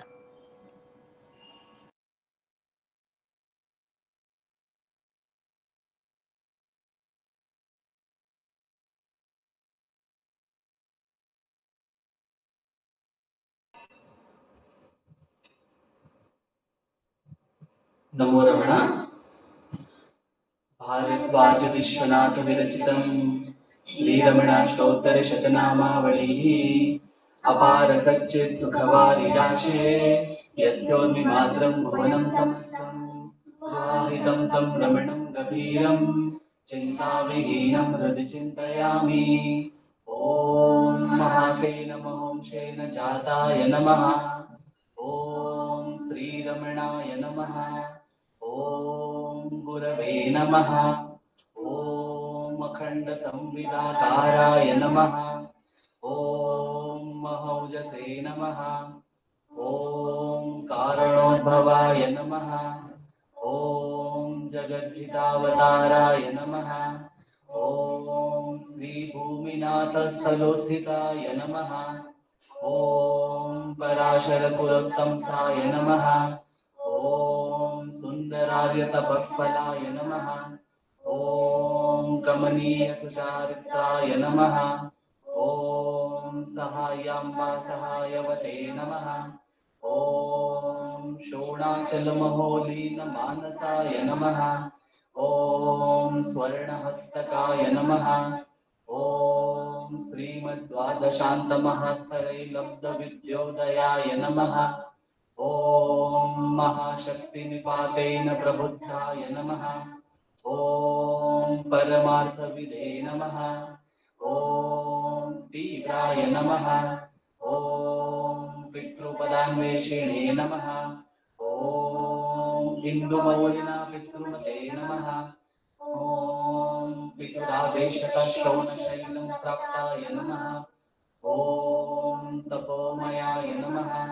ॐ उदासीनाय नमः। ॐ महायोगिने नमः। ॐ महोत्साहाय नमः। ॐ कुशाग्रधिये नमः। ॐ शान्तसङ्कल्पसंरम्भाय नमः। ॐ सुसन्दृशे नमः। ॐ सवित्रे नमः। ॐ स्थिराय नमः। ॐ तपक्षपितसर्वाङ्गाय नमः। ॐ फुल्लाम्बुजविलोचनाय नमः। ॐ चन्द्रिकासुधासुश्रीमण्डिताननमण्डलाय नमः। ॐ चूतवाट्यां समासीनाय नमः। ॐ चूर्णिकाखिलविभ्रमाय नमः। ॐ वेदवेदान्ततत्त्वज्ञाय नमः। ॐ चिन्मुद्रिणे नमः। ॐ त्रिगुणाधिगाय नमः। ॐ विरूपाक्षगुहावासाय नमः। ॐ विराजतचलाकृतये नमः। ॐ उद्दीप्तनयनाय नमः। ॐ पूर्णाय नमः। ॐ रचिताचलताण्डवाय नमः। ॐ गम्भीराय नमः। ॐ परमाचार्याय नमः। ॐ सुप्रसन्नाय नमः। ॐ अभयप्रदाय नमः। ॐ दक्षिणास्यनिभाय नमः। ॐ धीराय नमः। ॐ दक्षिणाभिमुखाय नमः। ॐ स्वराजे नमः। ॐ महर्षये नमः। ॐ भगवते नमः। ॐ ईड्याय नमः। ॐ भूमविद्याविशारदाय नमः। ॐ विमलाय नमः। ॐ दीर्घदर्शिने नमः। ॐ आप्ताय नमः। ॐ ऋजुमार्गप्रदर्शकाय नमः। ॐ समदृशे नमः। ॐ सत्यदृशे नमः। ॐ सत्याय नमः। ॐ प्रशान्ताय नमः। ॐ अमितविक्रमाय नमः। ॐ सुकुमाराय नमः। ॐ सदानन्दाय नमः। ॐ मृदुभाषिणे नमः। ॐ दयार्णवाय नमः। ॐ श्रीशोणाचलहृद्भूतस्कन्दाश्रमनिकेतनाय नमः। ॐ सद्दर्शनोपदेष्ट्रे नमः। ॐ सद्भक्तवृन्दपरिवृताय नमः। ॐ गणेशमुनिभृङ्गेन सेविताङ्घ्रिसरोरुहाय नमः। ॐ गीतोपदेशसाराधिग्रन्थसञ्चिन्नसंशयाय नमः।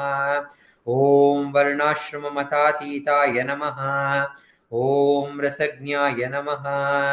ॐ सौम्याय नमः। ॐ आत्मवते नमः। ॐ सर्वावनिमतस्थानाम् आराध्याय नमः। ॐ सर्वसद्गुणिने नमः। ॐ आत्मारामाय नमः। ॐ महाभागाय नमः। ॐ मातृमुक्तिविदायकाय नमः। ॐ विनताय नमः। ॐ विनुताय नमः। ॐ विप्राय नमः। ॐ मुनीन्द्राय नमः। ॐ पावकोज्ज्वलाय नमः। ॐ दर्शनादगसंहारिणे नमः। ॐ मौनेन स्वात्मबोधकाय नमः। ॐ हृच्छान्तिकरसान्निध्याय नमः। ॐ स्मरणाद्बन्धमोचकाय नमः। ॐ अन्तस्तिमिरचण्डांशवे नमः। ॐ संसारार्णवतारकाय नमः। ॐ शोणाद्रीशस्तुतिदृष्ट्रे नमः। ॐ हार्द्रविद्याप्रकाशकाय नमः। ॐ अविच्युतनिजप्रज्ञाय नमः। ॐ नैसर्गिकमहातपसे नमः। ॐ कमण्डलुधराय नमः। ॐ शुभ्रकोपीनवसनाय नमः। ॐ गुहाय नमः। ॐ दण्डपाणये नमः। ॐ कृपापूर्णाय नमः। ॐ भवरोगविषग्वराय नमः। ॐ स्कन्दाय नमः। ॐ देवतमाय नमः। ॐ अमर्थ्याय नमः। ॐ सेनान्ये नमः। ॐ पुरुषोत्तमाय नमः। श्रीरमण भगवते नमः। श्रीरमणाष्टोत्तरशतनाम पूजां समर्पयामि। यस्थाणोररुणाचलस्य पदयोः स्मृत्या च निप्राप्यत दिव्यानुग्रह सुप्रवाह विवशस्तादात्म्यभावं गतः हृन्निष्ठस्वगभीर नित्यतपसा लोकान् पुनास्येकराट् तस्मै श्रीरमणाय ते नमैदं लोकोत्तरज्योतिषे।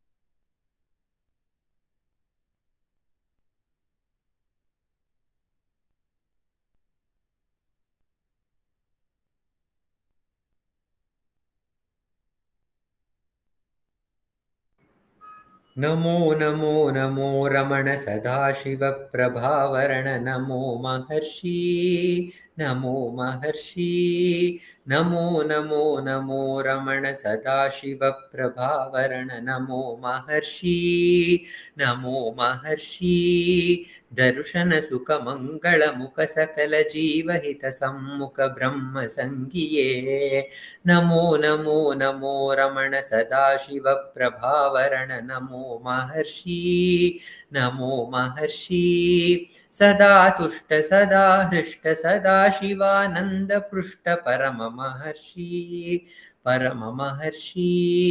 ब्रह्मनिष्ठ समदर्शी नमो नमो नमो रमण सदाशिव प्रभावरण नमो महर्षि नमो महर्षि ನಮ್ಮ ಮನವದೊಂದು ಕಾಡು ನೀನರಿತಿಹೆ ಅದರ ಜಾಡು ಹಿತವನರಿತು ನೀಡುತ್ತೆಮ್ಮ ಕೊರೆಯ ತಣಿಸಲೈ ಬೇಡಲೆಂದು ಬಂದ ನಾವು ನೋಡಿಯೇ ತಣಿವೆವಯ್ಯ ಮೋಡಿಗಾರನೇ ಹಿತವ ನುಡಿದು ಪೊರೆ ನಮ್ಮನು ಬ್ರಹ್ಮ ಸಂಗಿಯೇ ನಮೋ ನಮೋ ನಮೋ ರಮಣ ಸದಾಶಿವ ಪ್ರಭಾವರಣ ನಮೋ ಮಹರ್ಷಿ ನಮೋ ಮಹರ್ಷಿ ನಮೋ ನಮೋ ನಮೋ ರಮಣ ಸದಾಶಿವ ಪ್ರಭಾವರಣ ನಮೋ ಮಹರ್ಷಿ ನಮೋ ಮಹರ್ಷಿ बोलो भगवान श्री रमण महर्षि की जय। Jai.